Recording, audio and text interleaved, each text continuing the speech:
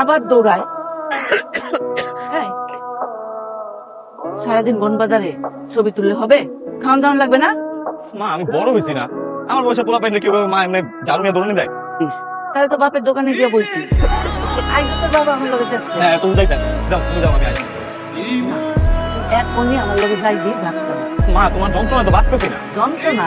তোর আবার যন্ত্রণা কি? যন্ত্রণা তো আমার, তোর বাপের যন্ত্রণা, তোর বইনের যন্ত্রণা। আমি তোর এমনি নিয়ে যাবো, কোনো কথা বলবি না, দেখাবি আরো তো শুনতে এবার। ওই আলা না, আরে যাইতেছি তো, ছাড়ো ছাড়ো। আজকের পর থেকে যদি কাম কাজ ঠিক মতো না করস তাহলে এই বাড়ির ভাত তো সারা জীবনের জন্য বন্ধ।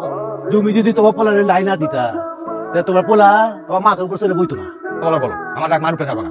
কে তোর গায়ে লাগে? তোর তো গন্ডারে চামড়া, তোর তো গায়ে লাগার কথাই না। আমি ভার্সিটির শেষ ক্লাস পর্যন্ত পড়াইছি, আর এই গ্রামে একমাত্র বেকার ছিল তুই। বিয়া শাদী করা শুরু করছে, আর তুই একমাত্র আছে আমার গাড়ির উপর পয়সা সব অন্য ধ্বংস করতেছিস। তা আমি তো কইলাম আমার ঢাকা যাইতে না, ঢাকা গেলে ঠিকই একটা চাকরি বাকরি জোগাড় করে ফেলাই। চাকরি বাকরি ম্যানেজ করে ভালো গ্রামে কিছু করতে পারে না, ঘন্টা ঢাকায় দেখবো দুই চারটা পোলাপন পড়ায়া নিজের পড়াশোনা খরচ তো উঠাইতে পারতি। তোর কথা বলছি।